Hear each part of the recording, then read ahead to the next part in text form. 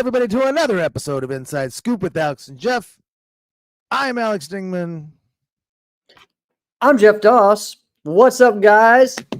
Hope everyone's doing great. And we are excited for a big show with all of you, the insiders. We want you guys to be involved in this show. So go and tag someone in the comments, share it, and tag 3 people.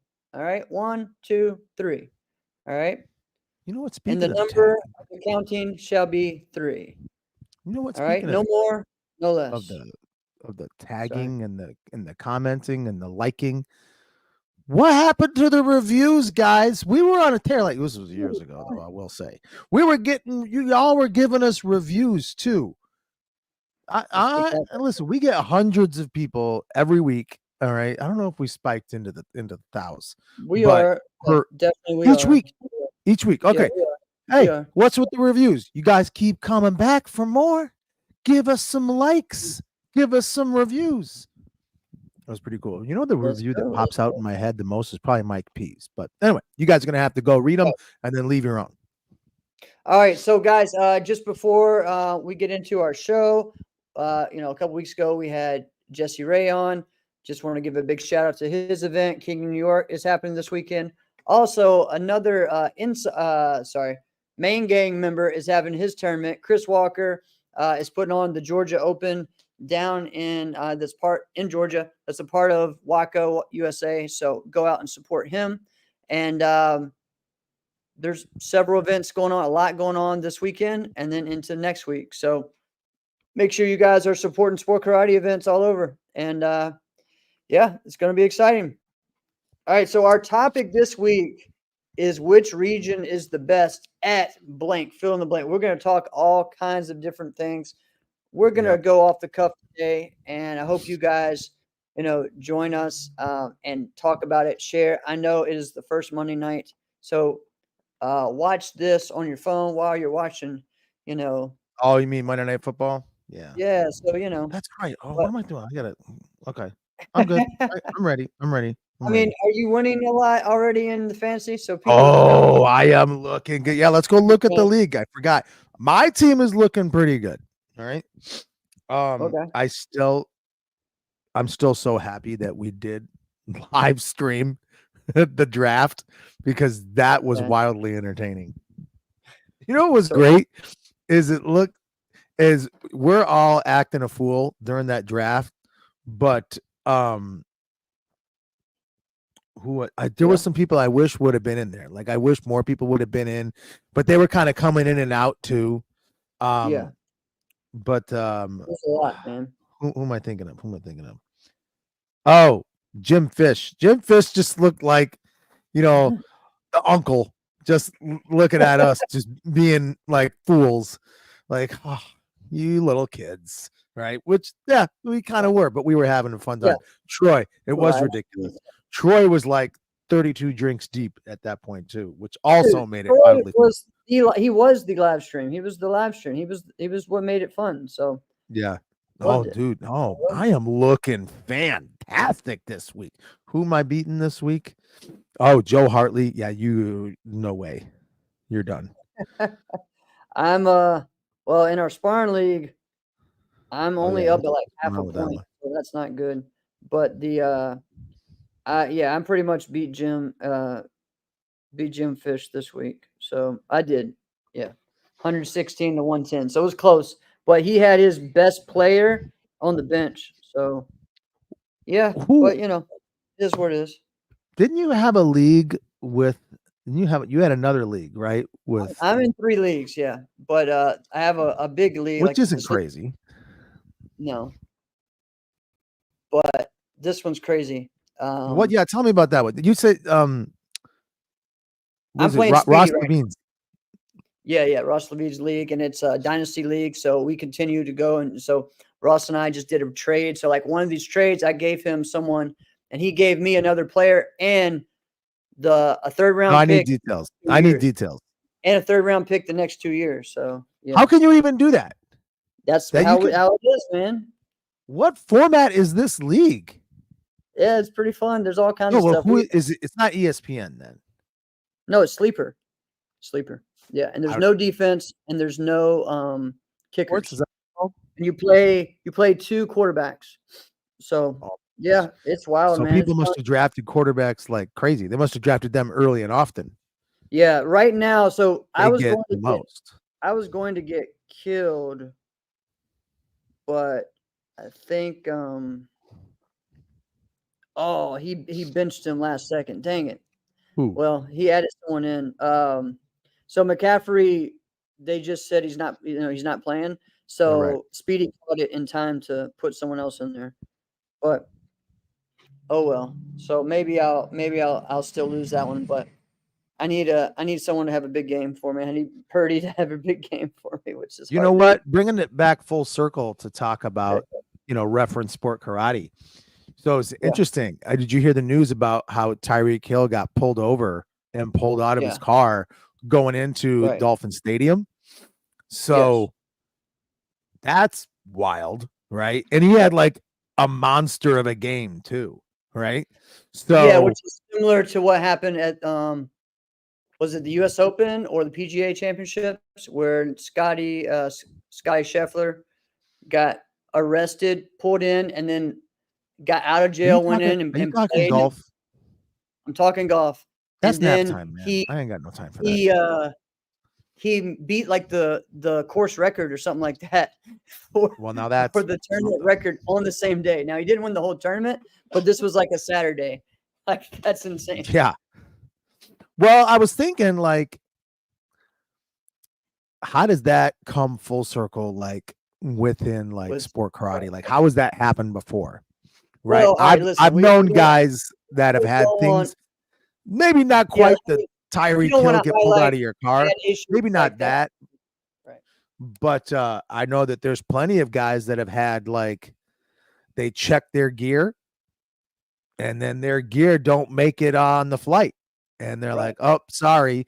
And you're like, the heck am I supposed to do? The only reason I'm at this destination is to use the stuff that's not here with me. Right.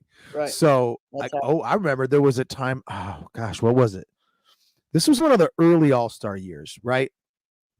And then I think the way Ray said it is he was like, yeah, we were supposed to get new gear from this new sponsor we were going to get, but it didn't get here in time. So we don't have any gear. So they just got like Tiger Claw gear, something like that.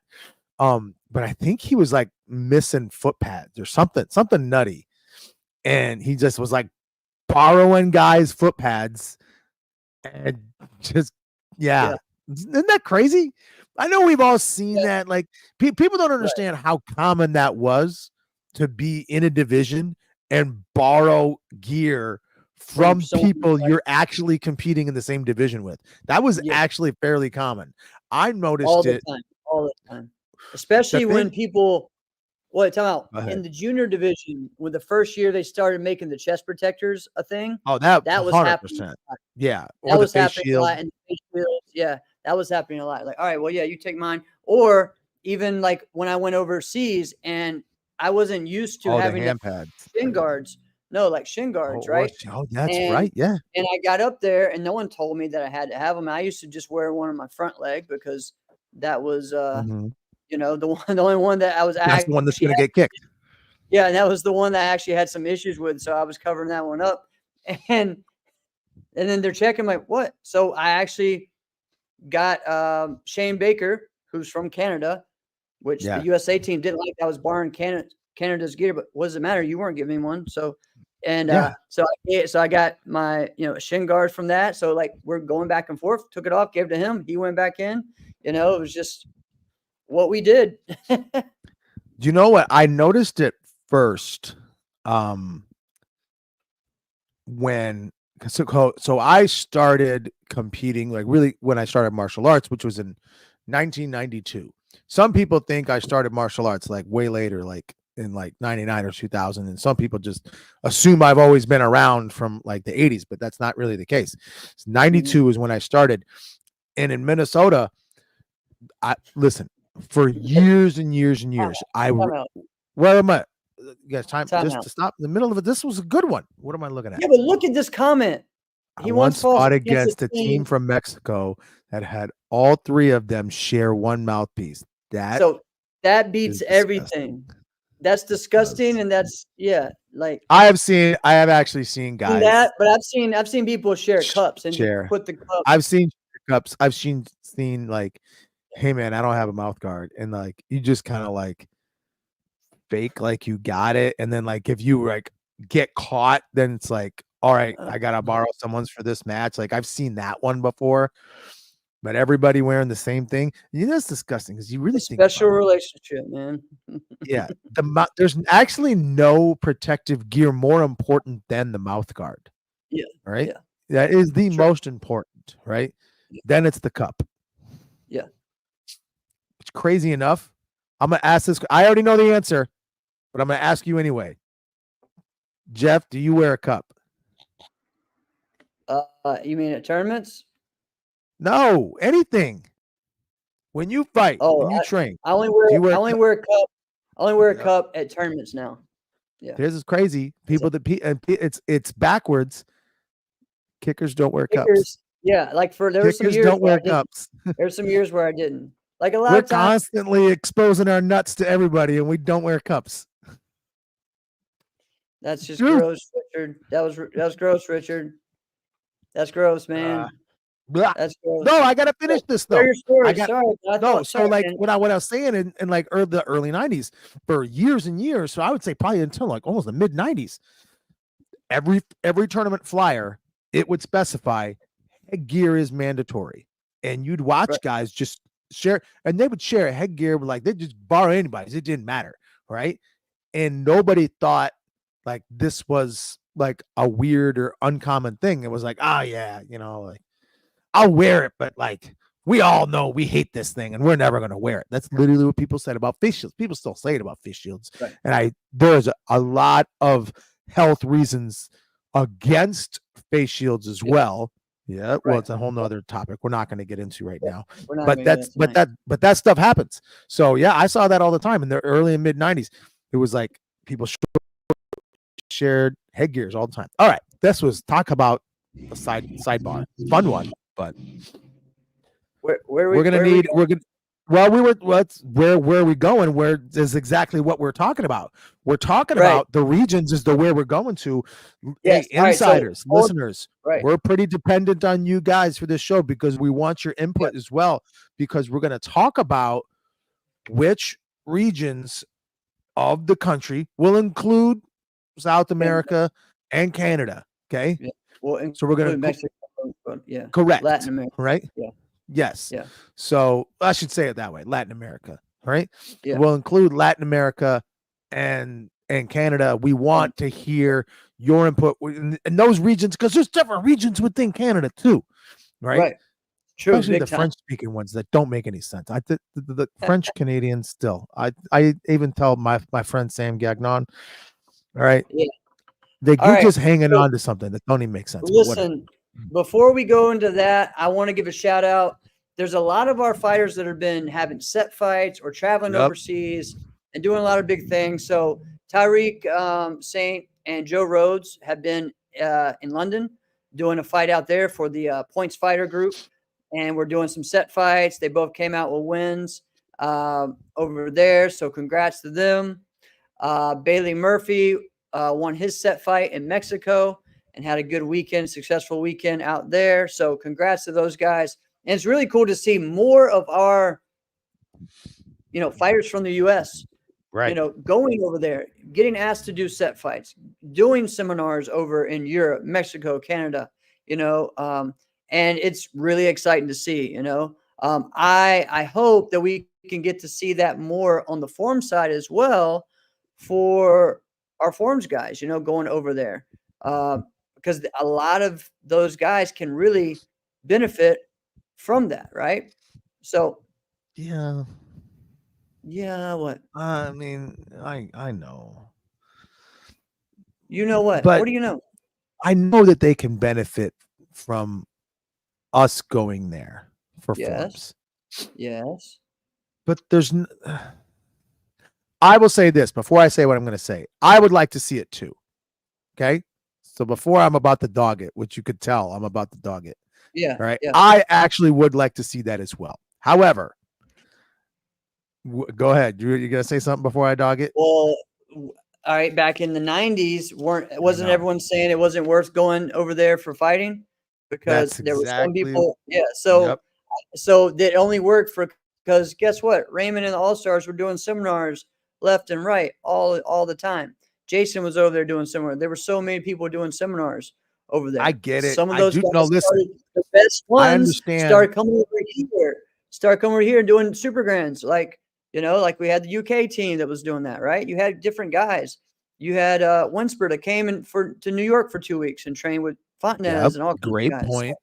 So I mean, so I I get that, but that's the thing is look at what you said. Like the greats went there, showed them like, hey, I know you guys like to do this point fighting thing. Let me show you how much you don't know, and then let's get around this. And then they came, like you said, they came here. Forms person. Listen, and I don't want this to sound bad. Now, 100% is going to sound bad. If any of the top 5 forms competitors or weapons competitors from the UK or Europe came here, I say UK is probably the best. They're probably one of the best, right? If they came, yeah. So young girl last year came over, won first place in a stacked 14-15 division, and I think she would have been the first UK martial artist to win a first place at the US Open in forms. Okay. Yeah. So, but look at that. All right. So if any of them came into like the big divisions, like if they came in to like, all right, 18 plus women's extreme. All right, buckle up. All right. 18 plus. Yeah. I mean, Chloe probably had the best musical. Anyone? Yeah, Chloe Bruce had the best shot, but nobody could. But there's no. She had the best shot because she had something that nobody quite knew what they were looking at, and they were like, people aren't supposed to be able to physically move like that, all right? And I actually was a proponent to say that I thought Chloe Bruce should have kicked more in her forms than she did, which that's basically all she did. All right. It's like that guy who does forms and they used to trick all the time. And you're like, why even do a standing kick? There's no point. Right. And I'm the one saying that. Like, of course, I think you should do a standing kick. But like once you do a standing kick, like your standing kick's not that great.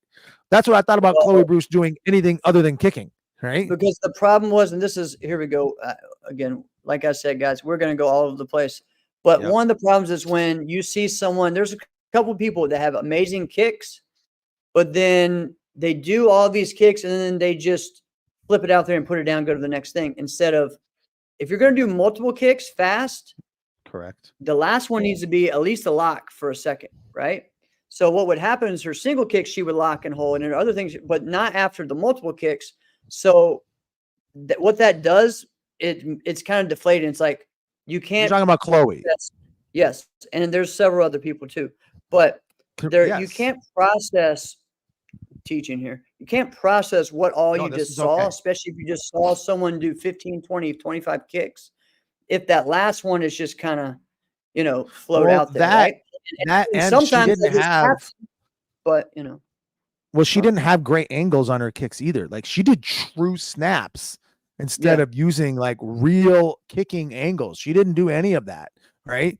She just would like, let's do a full snapping round kick across. And someone who doesn't know what I'm talking about, that might sound crazy. Like, of course you do that. Not in forms. You don't do that, right? Especially not in like a CMX type of form. Like you don't do that. There's a whole different technique as to how you would do that. And Chloe didn't know that she didn't know.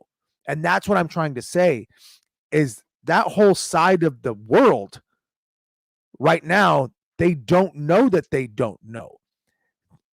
And so do the judges. They don't know that they don't know. So when somebody else from here goes over there and is clearly like, it's not even close, like their best, and it's like, oh, maybe they're gonna, it's sounded like 100th of a point. Like, what are you talking about? 100th of a point?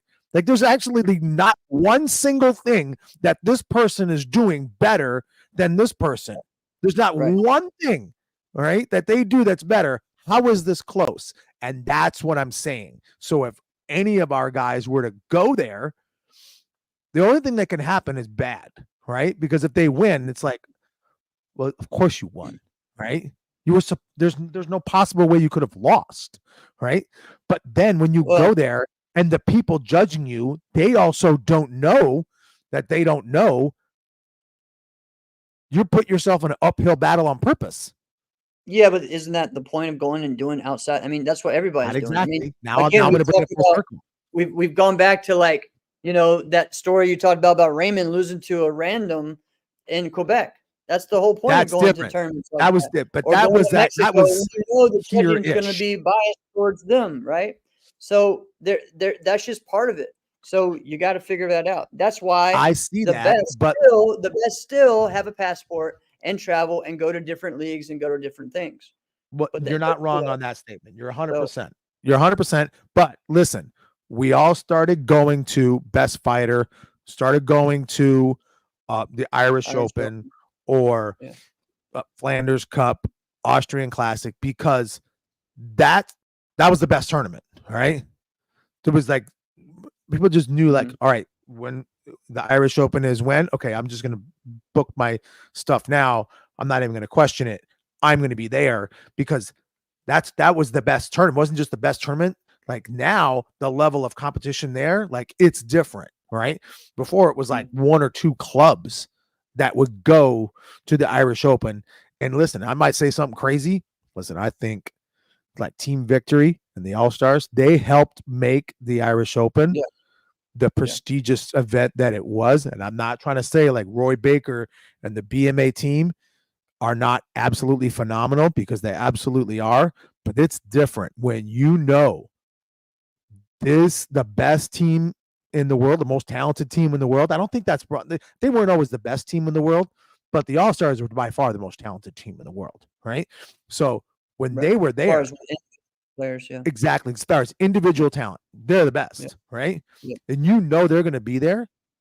Just be like watching the Miami Heat when LeBron James and Dwayne Wade and Chris Bosh were playing. You're like, hey, I'm just watching. I'm here. I get to watch them right here. And you're from Liechtenstein, and you know, like you're not gonna go to the New England Open. You're not gonna go to the Battle of Atlanta. But like, this isn't that bad. Like, and he's gonna be here 100%. I'm there. I'm not missing it. That's what I'm talking about. All right. All right. So that was quite all right. So which region is the best at? We're just going to randomly throw out things. So I'm going to do one that probably you didn't even expect. All right. There's probably a lot I wasn't going to expect, but go on. Which region has the best continuous fighting? This is a thing that. Oh, I actually do have an opinion on this. Oh yeah, of course. There's a lot of good continuous fighting. There's different styles. There's different types. In the States, you know. But you got to help me with the regions, because then people probably know this by now. I may say, huh? Because I was pretty much mostly a NASCA guy. So NASCA didn't really have regions, right? They didn't have that, right?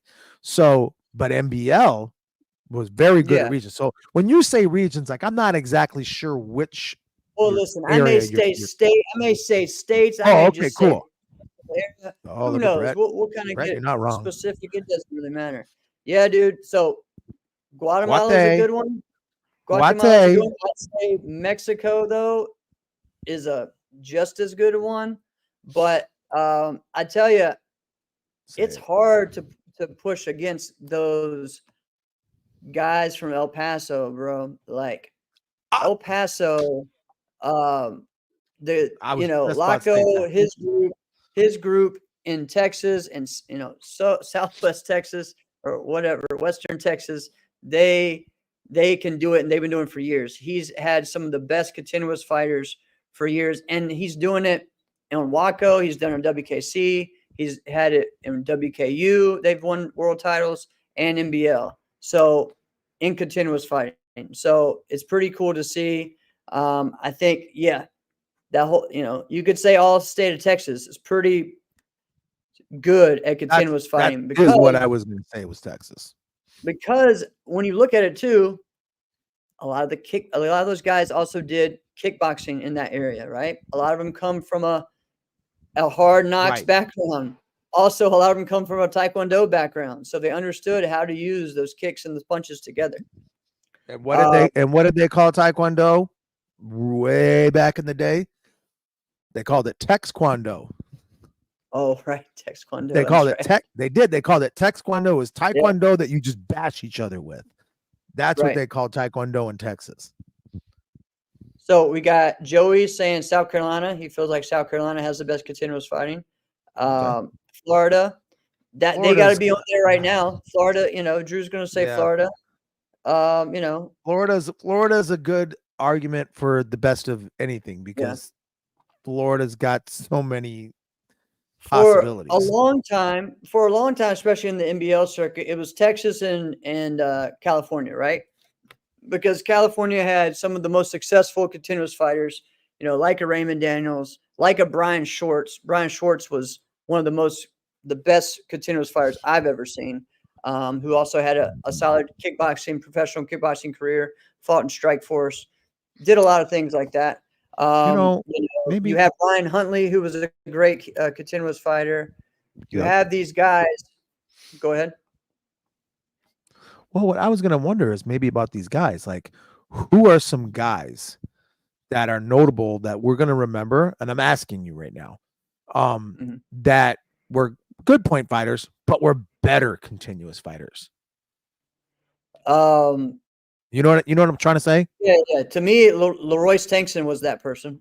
Oh, okay. A way better continuous fighter than a point fighter. He was one of the best continuous fighters I've ever seen. And honestly, that whole area, that Chicago area, that Illinois area, had a good base of continuous fighters. Tankston's school, like Larry Tankston's school, 1 year, most of his guys won continuous titles, not point. And so those guys, I think that was Hollywood. That was 2001. And so, that would be a group I would say. Even though to me, Ali Viola was a great point fighter, to me, her continuous fighting, was best. And honestly, this may be stirring some stuff up because of how good she was as a point fighter. But I think Colby Northcutt Daniels was better at continuous fighting. She was better at continuous. So, that's not a bad take because she ended up to be a pretty damn good full contact fighter. Exactly. It's the ones that catch you off guard that are like strange. You're like, really? Like, I probably said it on the show like years ago. I would have never in a million years thought Angel Huerta would be any good at full contact. All right. Because of the way that he fought points. Right. Yeah. We would be like, what? There's no way you're going to be any good at full contact. And he was way better. Yeah. Yeah. That's true. Matt Bowles was better at continuous fighting. A lot of the forms guys, John Sue was a great point fighter, but he was a better continuous fighter. I was a better continuous fighter than a point fighter. All right. A lot of us that were probably forms guys were better at the continuous fighting. So, especially if you're why do you think that is? Keith Weston was a great point fighter, but continuous fighting, he was awesome to watch. Okay. I think it's because why do you think so many forms guys that why they're so much better at continuous versus point? And that's a good point there, Brett. Angel was awesome at continuous and NBL, but yeah, that's a good one to take as well. Sorry, Christian. There we go. Yeah, Chelsea, Ali, Colby, and Lauren Ferguson all great at continuous, and Maryland was great as well. You're right. So why do I think the forms guys are? Especially, I think the creative style guys are because you get to use your creativity. You get to double up a little bit more. It's faster pace, right? It's not a whoa. What's faster pace? Continuous fighting? No, it's not. Okay. No, it's not. I disagree with that. Maybe you're not. All right. Well, here's the deal. I'm taking it more from a NBL aspect.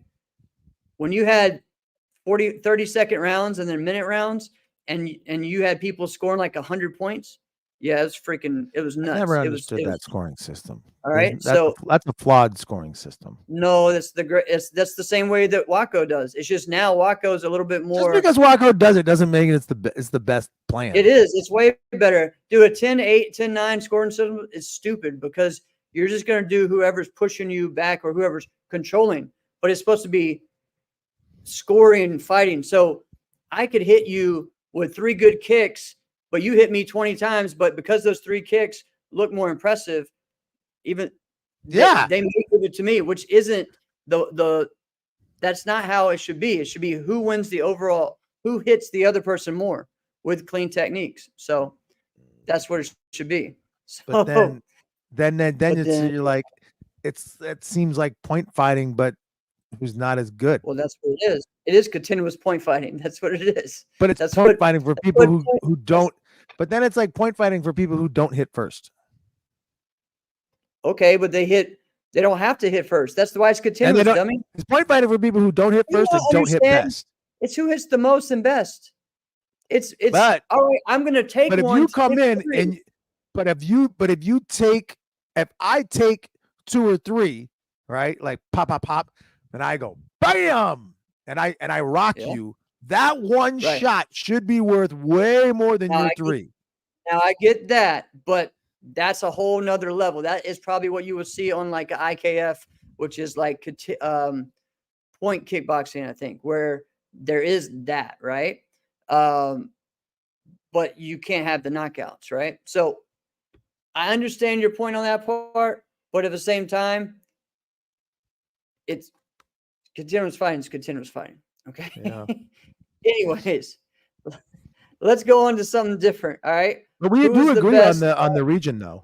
I think so. I mean, there's some other ones. I think honestly, as far as in continuous fighting, the guys in the like Vancouver area, like that Western Canada area, they were pretty good at continuous, and they just have a lot of continuous fighting. You know. All right.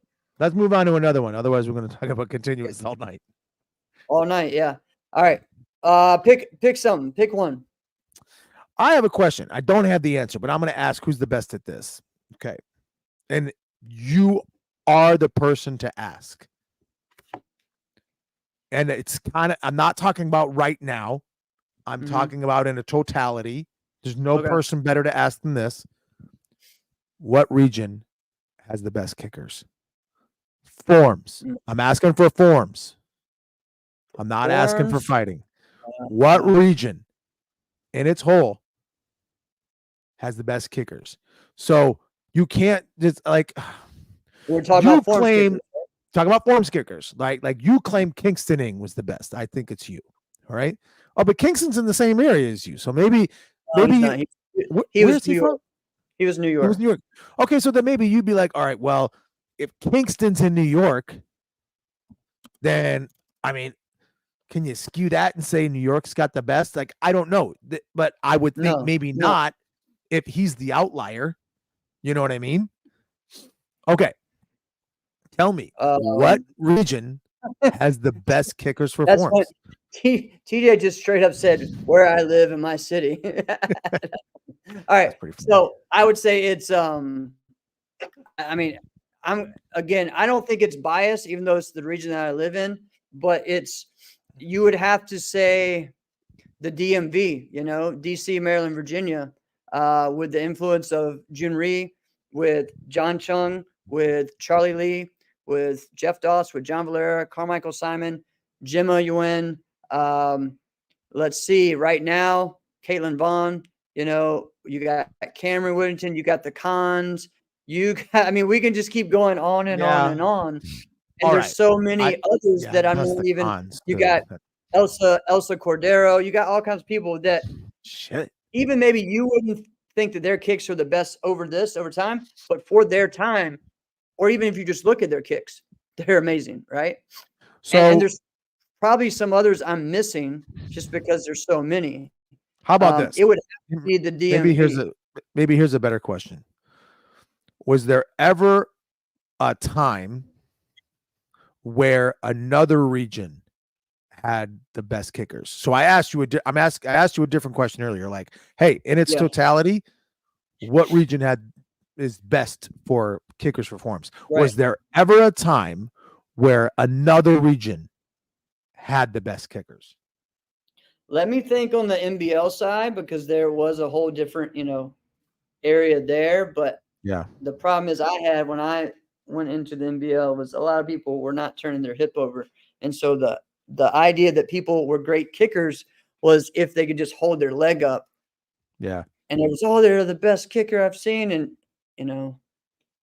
that was not a thing. So don't get me. I'm gonna get myself in trouble on that one. So I don't think so. I mean, we definitely think that that's important. Yeah, I mean, as far as that goes, I think some kickers. Yeah, I would say that you'd have to say California would be another one. Another That's a great area. one, Andrew.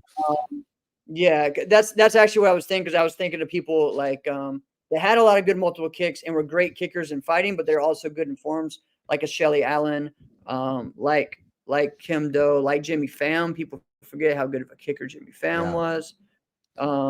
Just or even watch like the that Southwest. Who's kick. that one kid? Who's that one kid from Arizona? Man, that kid was so good. Oh, Castro. There you go. Yeah, Justin? Was it Justin? Justin Castro. He was really good. Yeah, in he's very good. Great hip rolling too. I remember being. He's much younger than me. Not just the hip rolling that I got jealous of. It was how far back. Like, how do you pull your toes that far back?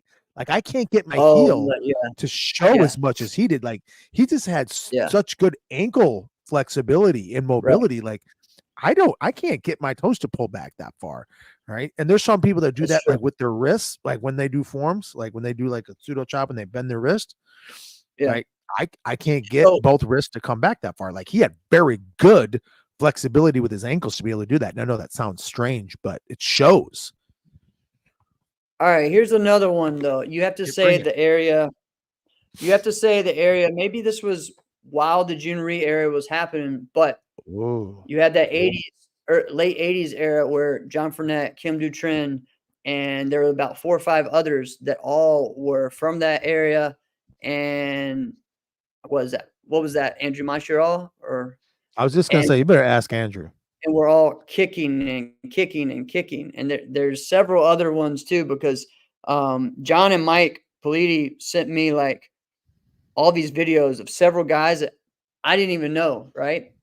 And because, I wasn't back then, I didn't see, and they weren't as known as Kim or as John Fournette, and they were freaking amazing. So that area was definitely good for kicking. I mean, you look back also in Montreal, Karen Ballanger, great kicker, and creative kicker, I liked her form. She had very good form. That's funny, Kristen. Their ass Andrew is y'all are talking about the 80s.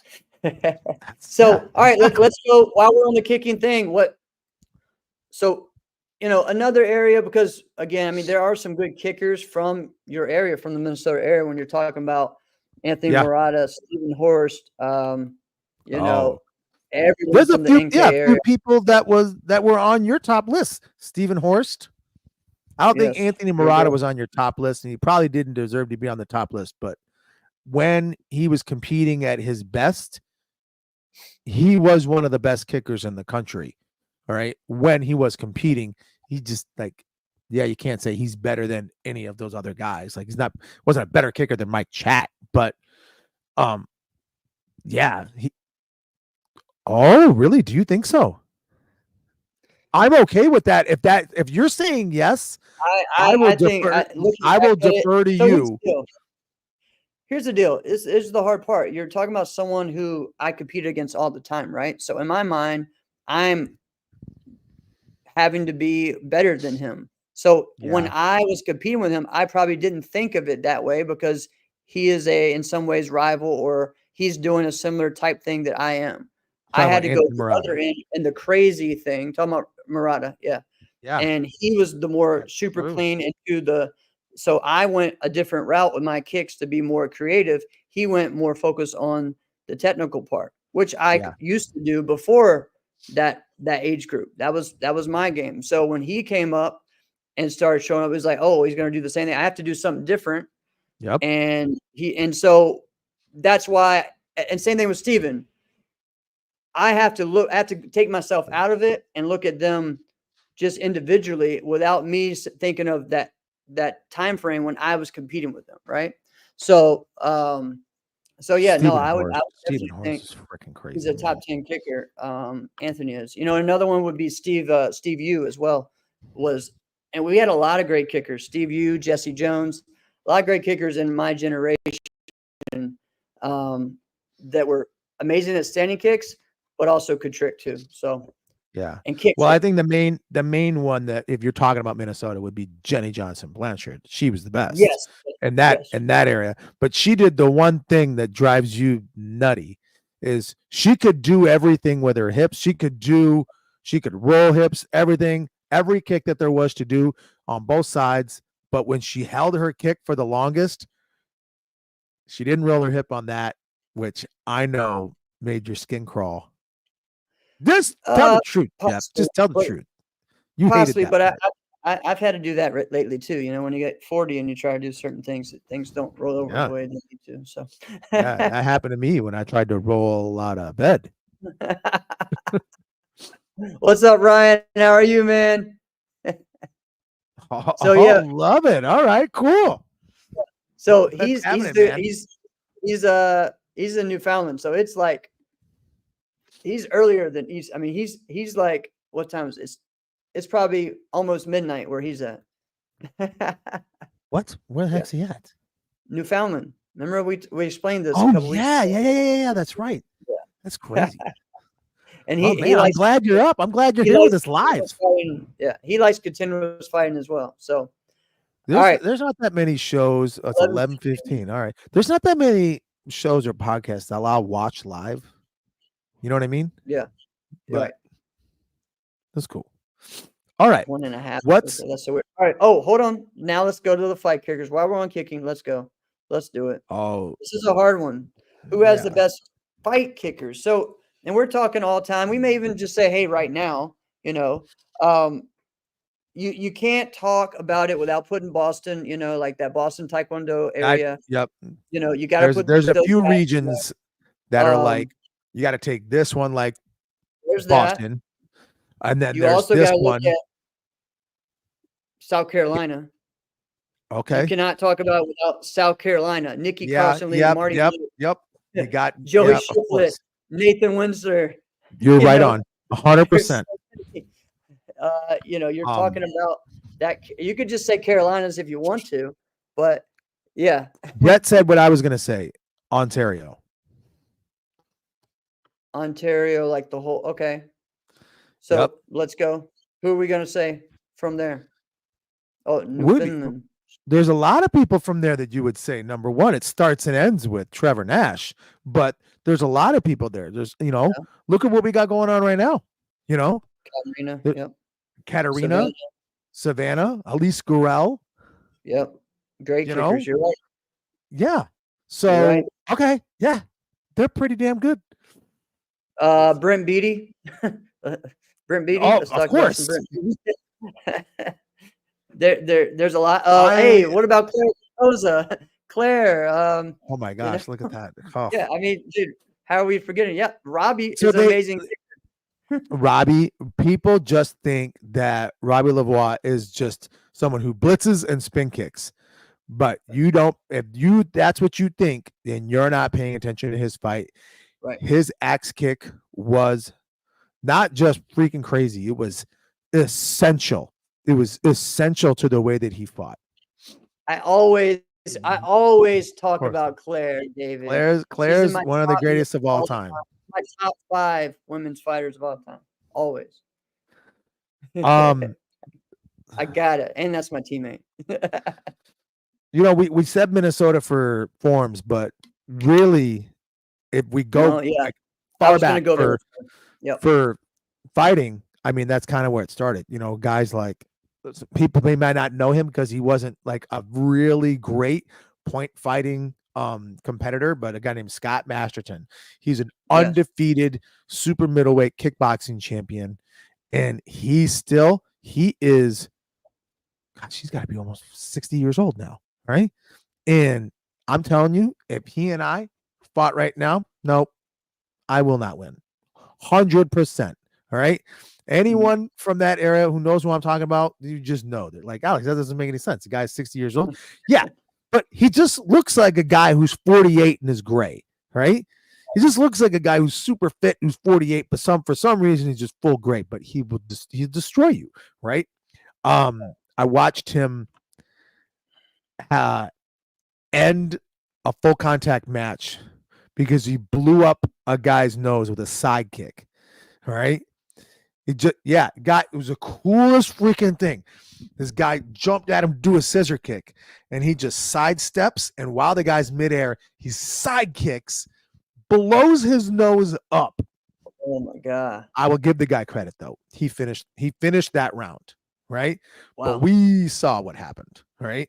Yeah. And then he just did not come back out. Listen, I was like 10 years old, and I knew you just got messed up. Right. But you look at the kickers in that area. There was quite a bit. Savannah's a great kicker as well. You're right. That's true. But I will say one that needs to be mentioned is Chicago. You've got the greatest kicker of all time in Jason Borelli, right? And don't anybody say it. Listen, I know people are like, "Oh, it's Pedro," and nobody's going to be upset if you say Pedro, but it's Jason Borelli. That's just the way it goes. Okay, listen. And again, I love Jason, but who is it to me? I'll go a little homer. I'll go Southeast. Nicky Carlson Lee. So yeah, I wouldn't be upset at that either. You know what? Right? We go back to that region. Keith Vitelli. Like, think about all these different people that are amazing kickers just from South Carolina alone. Not even if you even want to say just the Carolinas. But Carolinas could kick. Here's what's crazy about Chicago. Chicago's is kind of nutty because they have so many crazy talented people that unless you go there, you know that they existed. It's just so funny that there are still some people like that. Like, we all know who Zach Winder is, and if you've seen him, you'd be like, "Holy crap!" Yeah. And I will tell you this: I don't think there's anybody like Zach right now, right?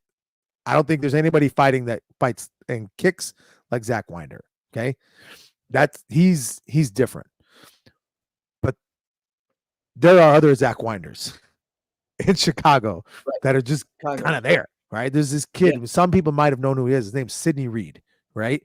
Okay. And my brother was fighting him, and just in training, just one time. And you know my brother, but my brother is notorious for not really saying anything for hours, and then all of a sudden he'll just let something out. He's training, and all of a sudden he goes, "This guy's a freaking ninja." Like, I don't know what to do to this guy because he'll fight and kick as if you were watching Zach, but they're a little different. Right. And then he'll just switch sides and do the same thing. It was like watching Justice Lawrence fight. Maybe that's a region. I didn't think about that. That's a great idea. Oh, did we accidentally stumble across something there? Yeah, I mean, he was a great kicker. Rourke Hodgson was a great kicker. You got a lot of non-Mormon kickers in Utah. Come on. How many are you? Wow. Come on, you can't be Mormon and be a great karate kicker. Be honest with yourself. All right, what's another topic? What's another one you want to know? I do want to know what area, what region. The two things I want to know, but I've got an opinion on one. But so instead, I'm just going to say, what region has the fastest athletes? Fastest athletes. And I kind of have. I mean, it's hard for me to say again. There's a lot of fast people. California, for a long time. Yep. That was that pace, that fast pace. But also when you go down to Texas, the level of fighting, like the pace of fighting, is just different down there. especially back in the day. You know, it was just different, and there was just a lot of action. All right, and you had a lot of Right. amazing like athletes. You know, I mean, I think of seeing like Chad Cannon and those guys when they were younger. You know, fighting TJ Lopez. A lot of these guys as juniors, just the level of athlete. You know, like It watching.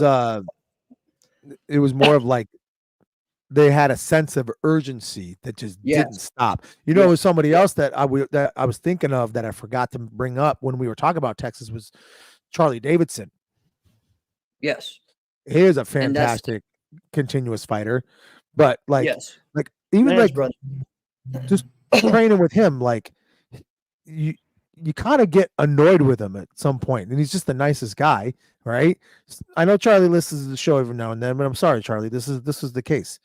Sometimes you want to go, dude, could you just take like a break? Do you ever just like think about the guys? Do you ever just like maybe sometimes just fake and like step back? Why does it always got to be like right here all the time?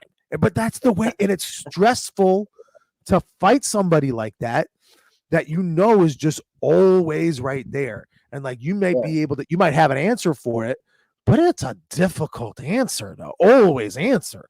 You're like, God damn, man, just like take a little sidestep, something. Like it's always right there. Makes you work Hey, so damn hard. Can we answer Ryan's question? What is That's a good question. Why isn't continuous fighting more popular than it is? There's like nobody in it. So one reason is because when you especially say if you're saying going to NASCA events, right? So the problem is every tournament in NASCA has different rules. They have different regions, like we're talking about. They have their own rules. So that's one because there's no unity in it, right? If you look at like the Waco continuous style, it's pretty consistent. It's getting bigger and more popular, especially in Florida right now, right? In Texas, and that is growing. But there's no real there's no unity on the rules on that part. So that's part of it. People don't know exactly. The other thing is it's a lot of work for no pay, especially on the adult side, right? Yeah. So you're talking about you have these big prize money, you have opportunities, you have sponsorship opportunities for things like point fighting. There's almost never been that for continuous fighting, which is sad. Even back in the heyday of NBL, I can only think of one person who was a sponsored, like a straight up sponsored continuous fighting. That's all they did. And that was, again, Brian Schwartz was probably one of the only ones, So, and yeah, you don't have, having the centers that can control the rings, But there's a deeper answer. There's a deeper answer to that as well. And then I will places like in Ontario. Yep. So I think nobody's told me this, but if you got two eyes and you pay attention, right, it's easy to see. It's easy to tell what's most important to someone or an organization or a group when you watch where they put their money. And I don't just mean prize money. That's not just what I'm saying. It's where they put their time, money, efforts, and energy. Yep. And it would be a pretty simple conclusion to come to when watching the continuous divisions in NASCA that they would be okay if it just went away. If it just went away. NASCA division, so you can't even say it's NASCA continuous. When people say, what's the continuous fighting like in NASCA? There is no such thing. There is not continuous fighting in NASCA. And Andrew hit the nail on the head. Andrew hit the nail on the head as to why. We all know that. Yeah. But the same thing, there is get in and it can get really bad. Yes. Well, dude, in Canada for a while, even in some areas, they're not even allowed like head contact in some of these events. So there's a lot of issues on that. So there's our whole big smorgasbord of answers there, Ryan. But it is fun, and I love continuous fighting as well. So it is. We've all done it, but really at the highest level, it's a liability. Yeah, it can be. Yeah, but that's why like Waco has it, under control in that. So, All right. What was the other one? Oh, fastest athletes. Was there some other? Anyone else Yeah. have ideas on that one? Fastest athletes. I actually think it might be the Atlanta area. Oh, that's a good one. You're right. I mean, there's a guy literally named Speedy.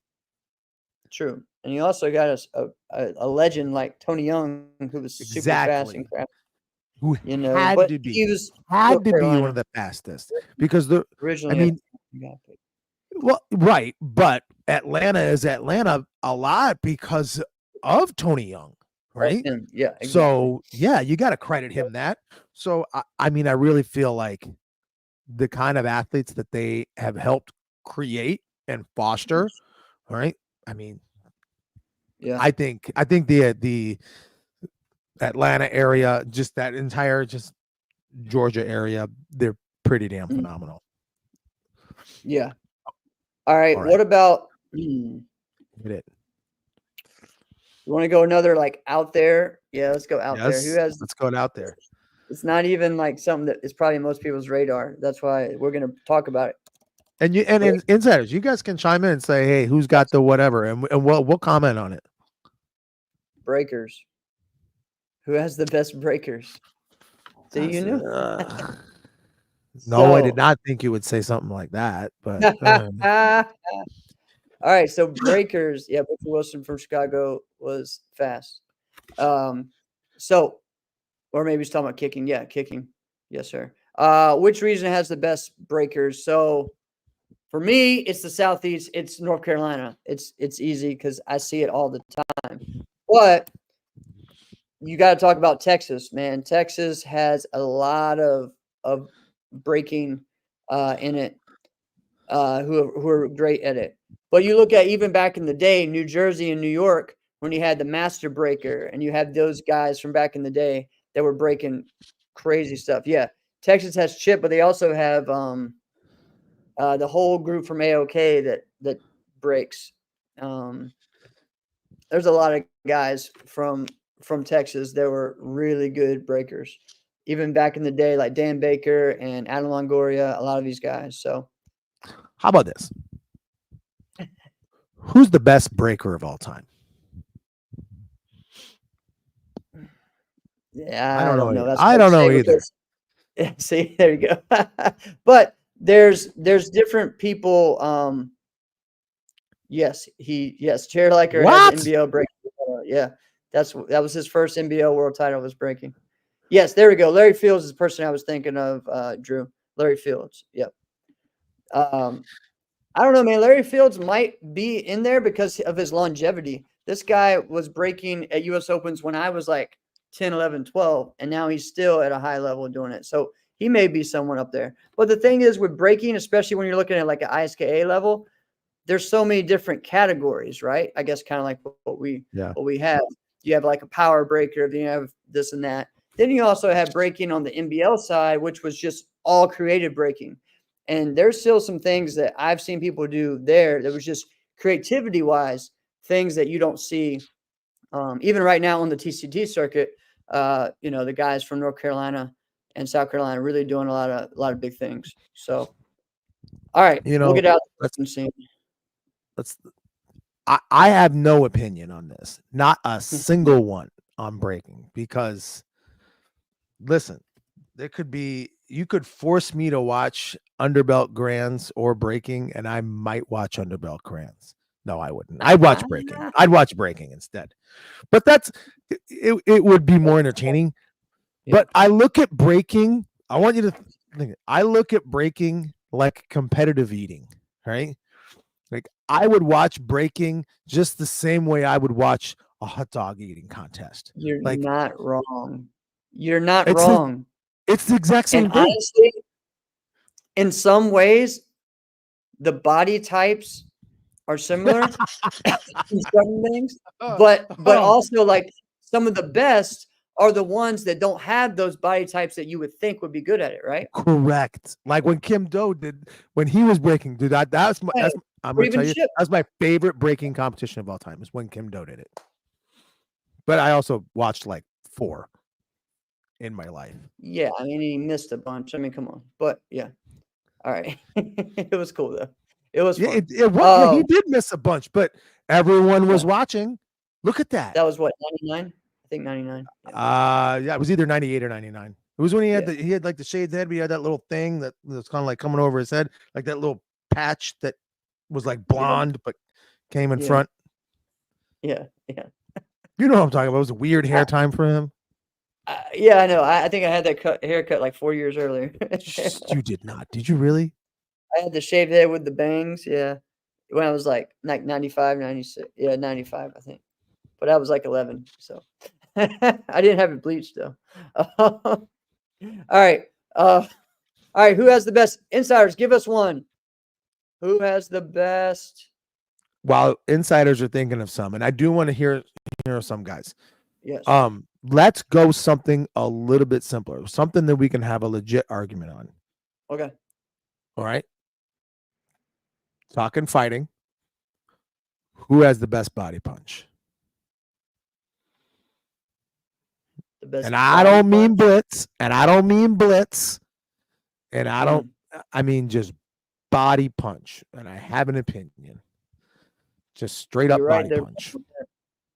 Traditional self-defense. You guys had it. Straight up body punch. Just right here. Mm. Bam. That's the thing, is the reason why I say that one is because every region has a bunch of guys who are just damn phenomenal at it. Really? You know? Yeah. Like, if you're gonna say like, oh, what? SoCal didn't have a bunch of great ones? Of course they did. So did the Bay. So did Texas. So did Carolina. So did New York. All right. I mean, everybody.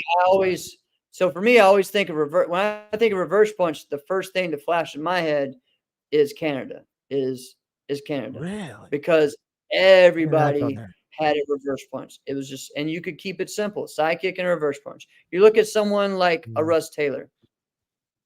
He had one of the fastest reverse punch I've ever seen. Yeah, but I think we're talking about something like this. Back in the day, all of them had it. Mark Mansour, Robbie, all these guys. Danny Pierce was his name. Like my whole division had amazing reverse punches. Everyone had great reverse punches back then, right? David Clifton says England. No. All right. Respectfully, no. All right, who you pick? Because, and here's why. Alfie Lewis. Alfie was freaking phenomenal, which I would love to chat with Alfie. Absolutely love to have that happen, right? I think that would be one of the best shows. So anybody wants to help make that happen, let's make that happen. But that's I already have that in place. It's just we can't do our normal time. It'll have to be a special episode. I know. Yeah. But we got to get Chuck before we start reaching out to other people. We need Chuck. No. We've had Alfie lined up before. I know. My bad. Okay. I think it's Michigan. Okay. And the reason why I think it's Michigan is because there's never been a time where you can be like, where I can really think of, where you can look at it and go, anybody who is really truly representing that area, where you go, man, the person ain't really got a punch, never. Like, but when you say like, oh, I think Canada, I could think of a lot of Canadians that were pretty damn good fighters, kickers, that you would go, like, I'm gonna call him out by name. I'm gonna do it right now, right? It's not. He wouldn't say he's a great puncher either. All right. So I'm not like, he would say like, yeah, that's not my game. But dude, Nathan Skoufis, he fought. Oh, he put on gear and he fought in karate tournaments. And I don't think anybody watched his rear hand touch anything ever. Right. No. So, but look at, so you can't say like, oh yeah, Canada's, but then Nathan Skoufis is representing you. You know what I mean? So I won't say Canada, but Michigan. Has anybody who's like truly like representing Michigan ever not been really good? Right? No, and I don't mean like and I don't mean like you got to be a bruiser. Like Chris Gorham's not a bruiser, but Chris Gorham's got a really good reverse punch. Yeah. You know what I mean? Yeah. And then now you start digging into it and you start going like, yeah, everybody right now, they're all fantastic. Even people Well, that you're like, oh, you're not like a phenomenal fighter. Like you're not like a A-list fighter. Like right, Peter but all right, Davenport. Peter let's just Davenport's say, got a phenomenal reverse punch. And I would say well, of not a course, people wouldn't even really remember him or know but who he was. Right? we He was can't really good. do the whole comparison. But Alex, we can't do the whole comparison of a whole country saying to one state, when we're saying that part. So we could say an area No. of Canada, like Ontario would be that. But I get what you're Okay. saying. But that's kind of not fair to be like, oh, there was this one guy from Canada I saw. Well, yeah, Well, freaking I only Canada's said huge. but I Like, only listen, there's quite a few more, but I yeah, said that because even he wouldn't say he was great, right? And all I right. didn't dog him and say like you suck. I He's never still out said there that. fighting it. Yeah, he's Yeah, still out there but fighting it. I didn't say like, he's no good. I'm not saying that. I'm just saying like, listen, everyone's got two eyes. That rear hand's not touching anything ever, right? So, and there's people like that. Ryan McGriff fought, Yeah. won a lot. No one ever thought his rear hand would touch anything. It did occasionally, which was odd, right? But Yeah. All yeah, right. Anybody exactly. else? Of course, No one's Brett. giving Yeah, us any other ideas. Jeez. All right. we just have great ideas. That's why. Yeah. Which area has?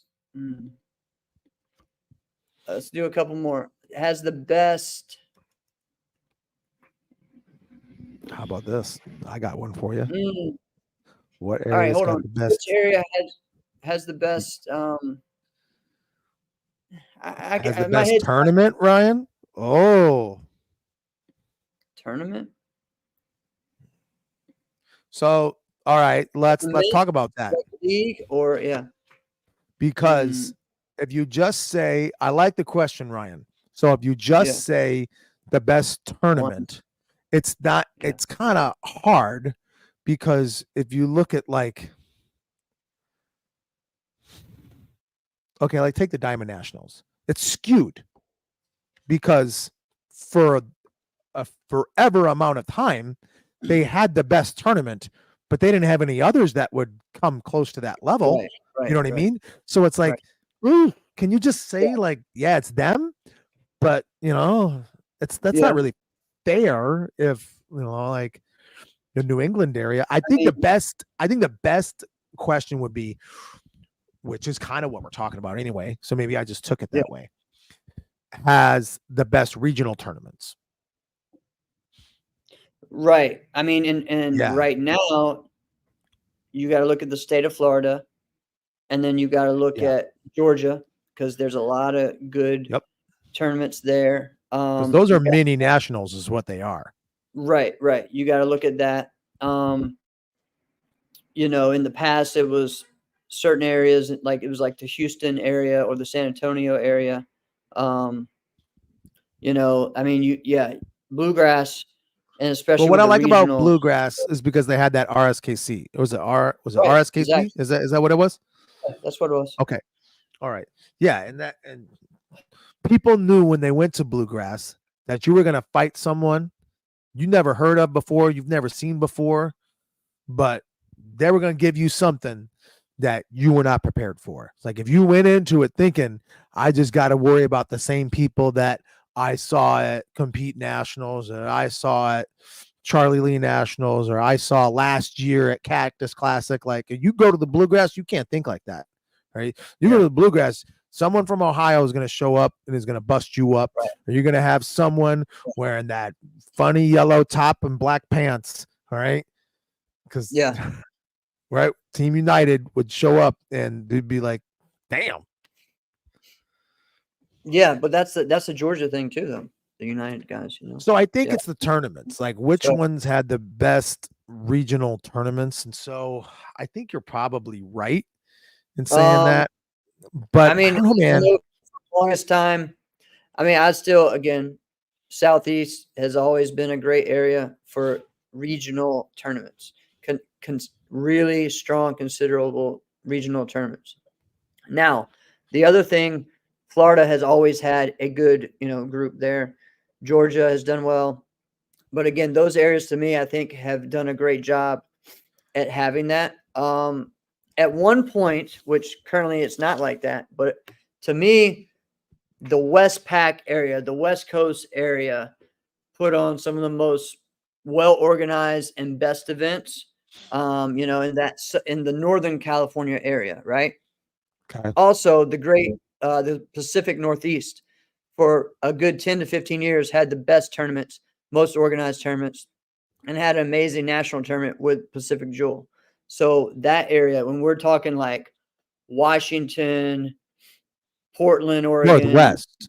that area, the Northwest, the Pacific Yeah. Northwest. So You said the Pacific was, Northeast. My head's going like, how is that oh, possible? I said Northeast, my bad. Pacific Northwest, my bad. Like, is My there, bad. do we just get different states I didn't know about? My bad. So, Oh, good. that's funny. That's funny. Um, So those are areas that I would have to say. It's also hard. Like some of the strongest and longest circuits around have been in Texas. I mean, you got to talk about the True. AOK. You got to talk about like TKO right now. NBL was big. ProMac is big in Texas right now. There's a lot going on in Texas, and there's a lot of regional circuits and everything going on. So this can kind of whole bring area- us full circle on the podcast, because I think what we're talking about now is a great example why you should get out of your comfort zone. I said it earlier on the show. I was kind of in my shell for like a decade. Don't do that. Don't do what I did. I didn't know, right? I didn't have a lot of us. We didn't have, like, where I was at. We didn't have a coach telling us like, hey, this is what tournaments are going to be like. This is what you should expect. Come here, let's train. We're just a bunch of guys who just liked doing karate and liked doing tournaments and just kind of trained with each other and figured shit out. Right. So I went to all the NASCAR tournaments because, well, I was from NK and we hosted the best NASCAR tournament that there was, which was the Diamond Nationals. So I knew the NASCAR schedule. So I was like, these are the ones to go to. I found out, I knew about the NBL, but I'm like, all right, because this is what I heard. I'm like, in my mind, this is where the best competition is. And it was not totally wrong, but man, it's different competition. We've talked many times about the athletes in the NBL and what it takes to win there. Like, that's different. So I didn't have any idea as to what that's like. Listen, right now, maybe it's New York, man. New York has got some competition. Speaking of, King of New York is this weekend. Jesse was on not that long ago. We were talking about that this weekend. And where you should think about going, if you're like, maybe I want to go to this region or this tournament or that tournament, you want to follow. You're looking at me like I'm doing something funny. Am I doing something funny? You started dragging and lagging a little bit, but I don't know. It may be me. So. Oh, okay. All right. My bad. All right. What you want to do as a competitor is really look at where are you getting what tournaments creating the most buzz. Like Jim Haymore with the North Georgia Open, that was something special. I hope he continues that. All right, pretty much anything USA Sport Karate does. All right, but the King of New York right now, I mean, Jesse Ray is putting about everything he can into that tournament. You want to follow tournaments like that when there's creating a buzz, and the reason why is people never want to think about it. And I didn't think about it until I realized, dang, yeah, it's here. And that sounds like the most old head thing to say. All right. But listen, you will be at a tournament and you'll think it's going to be there. You're always going to think you're going to have a chance. It's not just that you may not make it back to that competition. That tournament may not exist again.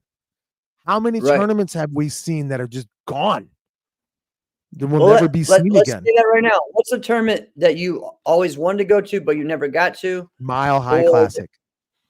Okay, Mile High. I'll say one, Tiger Bomb Internationals. This is a big, huge tournament in Vancouver.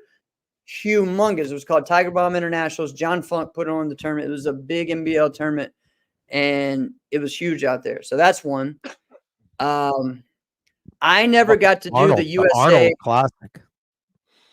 Yeah, I got to do that the first year that it was, and that's still around. You can still go. So that's still one. Is there still a karate tournament? Yeah, tournament, yeah, over there. Yeah.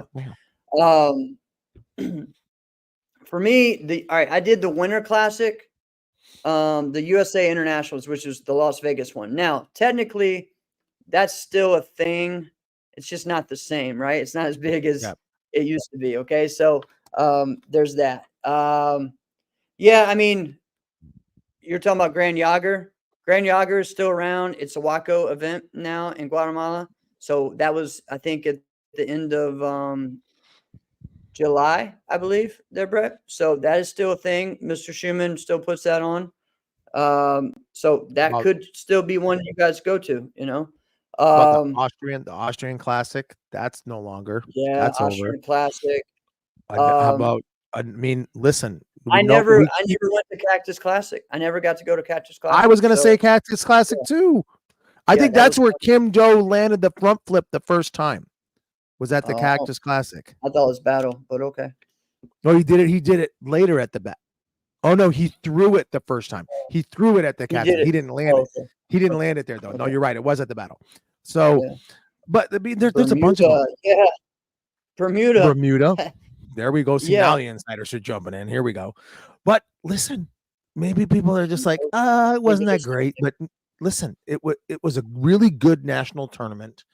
But the World Series of Martial Arts, Charlie Lee gave away a Rolex. A Rolex. He did. But it's just like that would be crazy today. Isn't that nuts to say? Like, if somebody gave away a Rolex today, like that would be freaking crazy, right? So, all right. What's the other? All right. So there's that. There's how did I just blank? There. I mean, what about? All right. I guess again, there's people that still hold these tournaments, but they're not the same, right? Like the Ed Parker International, like Long Beach Internationals. That just happened last week, 2 weeks ago. Really? Yeah, it's to me, it's still not the same, right? I mean, I thought it was. I didn't think it was still going on. I gotta give a shout out to Steve Cooper for still putting the thing on and making it a big deal. There's a lot of West Coast tournaments, man, that I wish were still around, and also Texas tournaments. You know, like in Galveston, the Ishmael Robles tournament. You also had Yellow Rose, you know, you have a lot of these events that were great, you know, over there in Texas. Texas Challenge, which was Al Garza's tournament. That was a great NASCAR tournament. Okay.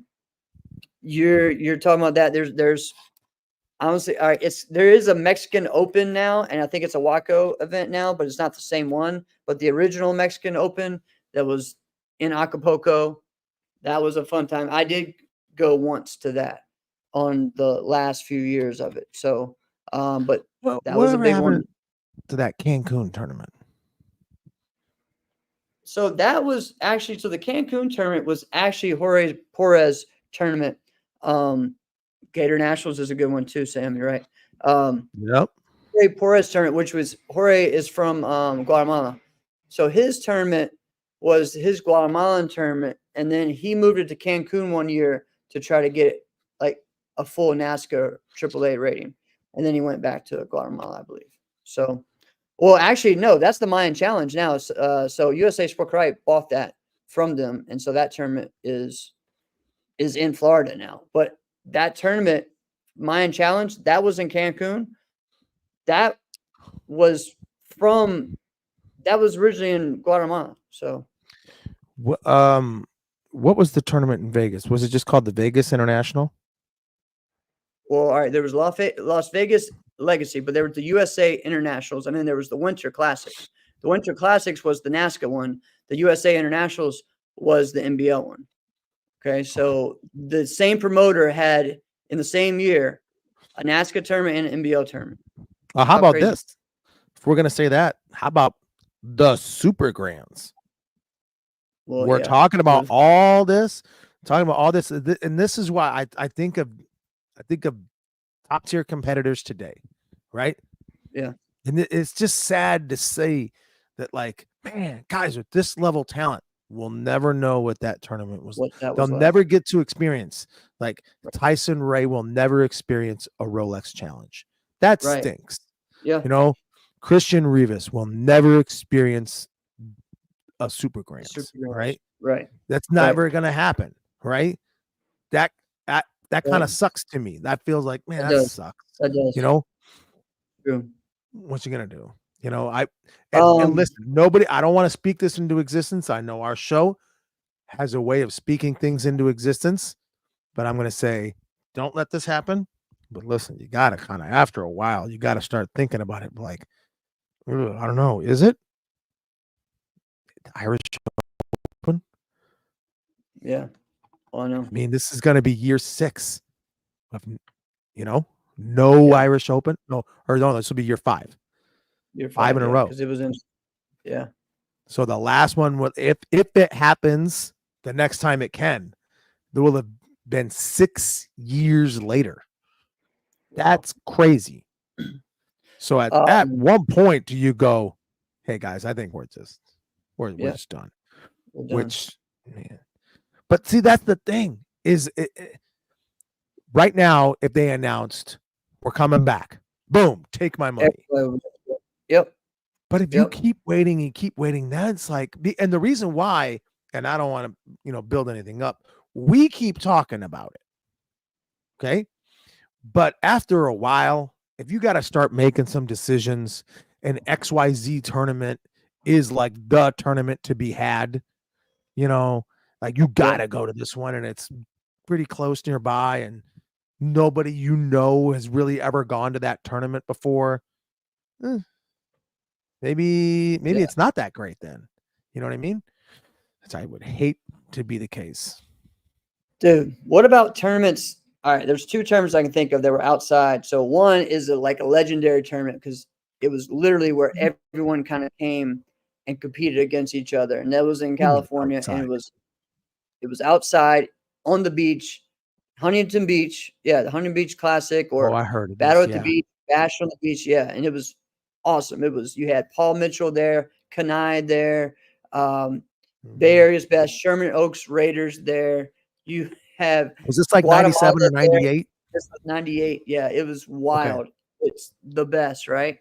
And so that event, and if you won, you got a big surfboard. I mean, there was a lot of cool things and a lot of money. That event was there any fighters that were really surfers? Yeah, I don't know. I would say Jack snowboards, surfs. He does a lot of that stuff. I think Jack Felton's got the only personality that can kind of do both. Because you have to have a certain temperament and certain personality. Did a lot of that too. I think Ryan Gonzalez too. I mean, spoiler alert, I don't have the temperament of a surfer, right? I'm not that guy. Right. Okay. I ain't got time for that. Right. I would like to do it. Like this is a place. This is somewhere where we go on vacation. This is beautiful. All right. And people ask me like, hey man, what do you want to do? You want to go horseback ride? You want to go surfing? You want to do that? Like, I want to drink wine. The other one more. That's what I like to do. The other term that I always heard about, because JPM went there several times and some other people went there back in the 90s, but it was the Grand Caymans. Okay. The Grand Caymans. Oh yeah. I have heard of this. I obviously never went there either. And it was in that tournament, what John told me, Valera told me, it was outside. Like they were doing their forms in the grass outside. And so, so that was a cool one to hear about and to see. I know that. The other tournament in Montreal. What was the Montreal tournament? What was the Montreal tournament from back then? Not Kicks. It was another one. That was a big tournament. Hugo Sport, I think, sponsored, of course. I can't think of the event. This is the tournament where Trevor almost decapitated Ninja with the punt to his head. And then this is also the tournament where Travis talks about Carlos stepping on the guy's knee and switch kicking him. Yeah. This is See, the same tournament. this is one of those. See, this is one of those tournaments where it's like you weren't there, but you've heard enough stories Yeah. about I was that supposed you to just go and I didn't you go. feel like you were there. Like you Right. even tell stories about the tournament, but you were never there. Right. I feel like I was there. Yeah, that was the tournament. Well, dude, that was the tournament, like one of the first times that Sam, I think, fought in the adult division, and him and Trevor were going at it. And Trevor probably, I don't know, that might have been one of the times Trevor knocked him out or whatever. So Sam, I think, said something about that on here in the comments one time. But there was a lot of things, right? Just that tournament was huge. But yeah, so I don't know, man. There's a lot to look forward to finish this year. This was a fun conversation, Alex. I know we can have more of that next week, though, Yeah, guys. I We're gonna enjoyed it. have a great history, a great history lesson, and coming right out and after King of New York, we're gonna have a New York legend and someone whose family is a legendary, just force in sport martial arts. And we're gonna have Hector Santiago Jr. Maybe his dad will pop on for a little bit. Who knows? But Hector's going to be on. And so we're going to talk about, Team Metro. We're going to talk about growing up, being, a son of Hector Sr., being a junior and an adult on the Metro team, starting off with Team Elite, all this stuff, Jennifer Santiago, how amazing she was as a martial artist. Just so many things. So boxing, everything. What that team did in martial arts changed not just the trajectory of like sport karate competition, it changed the trajectory of martial arts worldwide forever. Forever. What that team did changed it forever because you have to almost think of it, and Hector's the perfect person to talk about this. He's perfect, right? What martial arts looked like before that point, and then from that point on, it's night and day. Yep. So I can't wait for this to. We've never talked before, so this is going to be a fun time. Awesome. All right. Are you going to be at King of New York? Is anybody going to be? Hey, any insiders? If you're going to be at King of New York, yo, take some pics, take some videos, post, tag. Yes, let's see. Let's see what you got. I am excited to see what happens. We know the man, the athlete, the track star, Bailey Murphy. He's got seminars going on that day. Be there. Yep. Be there. Even if you're a fellow competitor, just go there. Go there. Be a part of it. All right. But for real, I talked about how you might gather a little thing that's important, even if he's your competitor, right? He'll give you tools as to how to beat him if you pay attention. But he's the best fighter in the world, so good luck. Awesome. This has been another episode of Inside Scoop with Alex and Jeff. I'm Alex Dingman. I'm Jeff Doss. See you next week.